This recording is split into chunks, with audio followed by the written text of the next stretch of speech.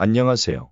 초인열전입니다. 오늘은 요가와 관련된 내용을 정리하여 가져왔습니다. 아이들은 보통 하루에 400번 웃는다고 합니다. 어른은 하루 평균 6번 정도 웃습니다.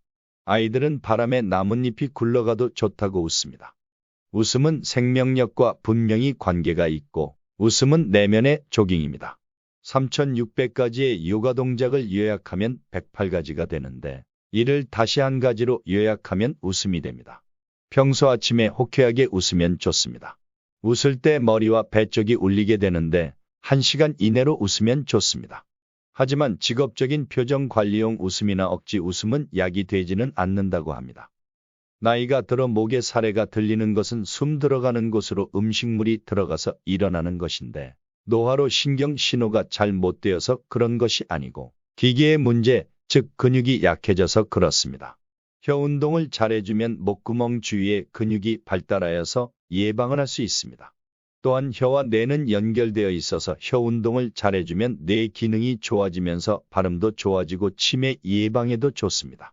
혀 운동을 할 때는 남들이 보기 흉함으로 혼자 방에서 하는 것이 좋은데 혀를 있는 힘껏 내밀었다가 힘껏 입 안으로 당기는 방법으로 합니다. 병원에서 환자에게 혀를 내밀어 보라고 하는 경우가 종종 있는데 죽을 때가 되면 혀가 입 안에서 안 나옵니다. 혀가 입 안에서 안 나오면 하루, 이틀 후에는 죽는다고 합니다. 명상할 때 입천장에 혀를 말아 붙이는데 수명이 다해가면 혀가 입천장에서 바닥으로 자주 툭 떨어진다고 합니다. 사람이 만들어질 때 수정란이 세포 분열을 하면서 분화하여 마치 둥그런 도넛 모양이 됩니다. 고리 모양의 도넛이 끊어지면서 한쪽은 입이 되고 한쪽은 항문이 됩니다. 같은 날 동시에 만들어지는 것이지요. 나이가 들수록 젊어지는 것이 입술이며 그래서 항문과 입은 나이가 들수록 주름이 줄어듭니다. 항문과 입이 자석의 양극처럼 인력권에서 서로 멀어지고 약해지면 병이 들고 죽습니다. 항문과 엉덩이 근육, 꼬리뼈, 허벅지 등이 처지지 않도록 잡아주는 것이 호흡법, 선술, 단전호흡입니다. 이는 질병과 죽음을 멀리하고 막는 길입니다. 평소에 걸어 다닐 때 항문과 엉덩이 근육, 호흡법 등을 세심히 관찰하면서 연습합니다. 기력이 약해지고 생명력이 약해지면 점점 엉덩이와 주변 근육이 처지게 됩니다. 턱이 삐딱하게 되는 턱관절 문제는 손으로 당겨서 턱을 교정하기도 하는데 교정해도 얼마 가지 않아서 다시 비뚤어집니다. 이것은 턱으로 인해서 생긴 문제가 아니라 꼬리뼈가 바르지 못하여서 생긴 것이기 때문입니다. 꼬리뼈가 바로 잡혀야 턱관절이 바로 잡힙니다. 턱관절만 보아도 척추가 바른지 아닌지를 알 수 있습니다. 모든 동물은 태아 때 척추 꼬리뼈가 제일 먼저 생기고 그 다음에 고리가 끊어지면서 두 개의 구멍이 각각 끝에 만들어지는데 이것이 입과 항문입니다. 꼬리뼈에 인간의 건강 프로그램, 인간의 기본 프로그램이 들어 있습니다. 도인, 신선이 되는 과정도 결국은 수행을 통해 이곳 꼬리뼈에 전기를 보내 프로그램을 각성시키는 것입니다. 수행을 통해서가 아니라 외부에서 전기 자극으로 꼬리뼈에 있는 프로그램이 각성되도록 할 수 있을까요? 외부적인 전기 자극으로는 불가능하다고 합니다. 외부적으로 전기 자극을 주면 전기 회로가 타서 망가지는 것처럼 그렇게 하면 안 된다고 합니다. 수행으로 그곳에 맞는 전기 코드를 꽂아 주어야 합니다. 만약 꼬리뼈에 있는 근원적인 프로그램이 작동하면 시간이 흐르면서 몸이라는 기계가 새로 만들어지면서 몸이 바뀐다고 합니다. 이 기간의 차이로 신선의 등급이 나뉜다고 합니다. 몸이 바뀌는 과정에서 관리를 안 해주면 중간에 전원 코드가 꺼질 수도 있어 관리도 계속해 주어야 합니다. 이 꼬리뼈에 잠겨있는 인간의 기본 프로그램이 열리면 부모에게서 받은 유전적 질병도 고칠 수 있으며 구부정한 척추뼈도 바른 자세로 펴진다고 합니다. 채식을 하거나 요가, 호흡, 태극권 등의 기타 운동들은 이 꼬리뼈에 숨겨져 있는 프로그램을 열어보고자 하는 노력입니다. 그러나 음식과 운동만으로는 신선이 될 수 없다고 합니다. 뇌는 심장처럼 움직입니다. 종아리, 양다리 근육과 뇌는 연결이 되어 있어서 걸을 때 하체 근육을 쓰게 되면 뇌도 운동하게 됩니다. 그보다 비율이 높은 것이 단전호흡을 통한 뇌 운동으로서 항문을 당기면서 단전호흡을 잘하면 뇌의 근육을 건강하게 유지하는 데 가장 좋습니다. 걸을 때의 다리 운동은 뇌를 활성화하는 데 좋습니다. 걷는 것이 뇌 건강에 좋습니다. 엉덩이나 궁둥이 뼈를 다치면 심장과 거리가 먼데도 사망률이 높은데 그 이유는 못 걷게 되면서 생명을 유지하는 뇌의 기능이 급격히 줄어들어 사망에 이르기 때문입니다. 또한 나이 들면서 일을 안 해도 금방 뇌가 시들어 버립니다. 젊을 때보다 50대 이후에 근육이 더 잘 줄어듭니다. 아무래도 음체질이 양체질보다 더 잘 근육이 손실됩니다. 음체질은 운동으로 근육이 다시 돌아오는 것도 더 힘듭니다. 그래서 음체질은 하루도 운동을 쉬면 안 됩니다. 젊은 사람도 한 달을 병원에 입원하면 근육 복원 기간이 6개월에서 1년 정도 걸립니다.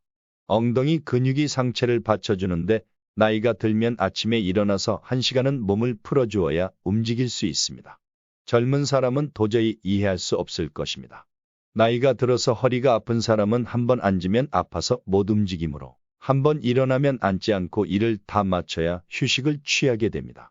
나이 들어 운동한다고 몸을 너무 움직이면 무릎 관절이 상하므로 노인들도 무리 없이 할 수 있는 요가 동작을 하면서 몸 내부에 근육이 생기도록 근육에 힘을 주고 풀어주는 운동을 하면 좋습니다. 폐에 좋은 운동법은 이렇습니다. 마치 목에 있는 기도를 막은 것 같이 하고 숨을 들이마시는 것처럼 힘을 주고 실제는 숨은 들어 마시지 않습니다. 다시 목에 기도를 막은 것처럼 숨을 내뱉는 것처럼 힘을 줍니다. 실제 숨은 내뱉지 않고 힘만 줍니다. 이것은 폐에 좋은 운동입니다. 폐렴도 예방할 수 있는 방법입니다. 위파사나에서 즉시 깨닫는다는 것은 자기 자신을 알게 됨을 깨우친다는 것이지 도를 즉시 얻는다는 것은 아닙니다. 자신이 어떤 사람이다 라고 생각하거나 이야기하는 것은 대개 자신의 감정과 감성으로 자신이 어떤 사람이면 좋겠다 하는 희망사항을 말하는 경우이고 진정한 자신의 모습을 알기는 어렵습니다. 자신의 원하는 모습을 살짝 실어 다른 사람에게 선전, 연기를 하는 것이지 자신의 본 분위기하고는 다를 수 있습니다.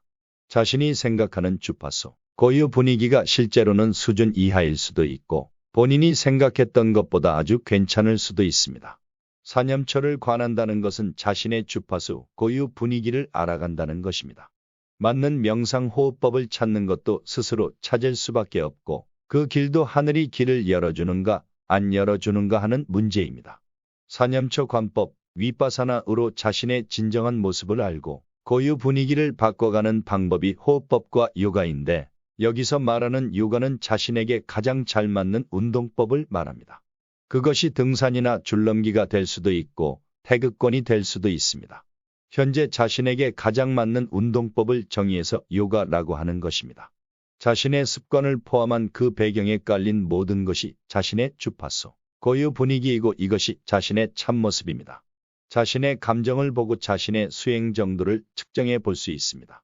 사람의 몸은 기혈이 막혔느냐, 뚫렸느냐에 따라 온갖 감노수도 독도 몸속에서 만들어낼 수 있으므로 자신의 감정이 누굴 원망하고 탓하는 것이 많으면 기혈이 막힌 데가 많은 것이고 아직 공부가 부족하다고 보면 됩니다. 인도 요가에서 전설로 전해지는 이야기가 있습니다. 그 옛날 하늘의 신이 세상에 대한 호기심이 생겨 세상에 내려와 돼지의 삶을 살아가게 되었습니다. 잘생긴 수돼지가 되어 암돼지도 만나고 새끼도 낳고 재미있게 살았는데 하늘의 신이 올라오라고 해도 올라가지 않고 세상 사는 재미에 흠뻑 취해 살았습니다. 하늘이 보니 안 되겠다 싶어 암돼지는 병들어 죽게 하고 새끼들도 하나씩 생사에 이별을 하게 하여 수돼지는 비통함에 잠기게 됩니다. 그러다 번뜩 정신을 차리고 지난날의 돼지 생활에 대해 깊은 생각을 하게 되면서 왜 이러고 살았는지 내가 신인데 이럴 필요가 없는데 하고 깨닫게 됩니다. 사람이나 만물은 본연의 자리인 깨달음의 자리에 이미 들어있는데 때가 묻어 알지 못한다는 이야기입니다. 무엇이 진정한 슬픔이고 무엇이 진정한 참담함인가? 본인이 신인지 모르고 세간에 흠뻑 취해 사는 것이 참담함인가? 생사의 이별이 참담함인가? 선과 악의 개념에서 이 둘을 나누는 기준은 오직 정직이며 지혜의 개념에서는 무지, 무명, 어리석음을 하나로 묶어 죄라 했는데 지혜와 죄를 나누는 가늠이 두려움이라 했습니다. 따라서 지혜가 완성된다고 하면 곧 작은 공포에서 큰 두려움까지 모든 두려움이 해결되는 것입니다. 두려움을 만들어내는 모든 인연은 죄가 될 수 있습니다. 그러면 죄에 상응하는 벌이라는 고통, 괴로움은 무엇일까요? 무엇이 비참하고 참담한 것인가? 살면서 어떤 것이 비참하고 참담한가? 진정한 벌이라고 하는 고통, 즉 비참, 참담은 무엇을 두고 말하는 것일까?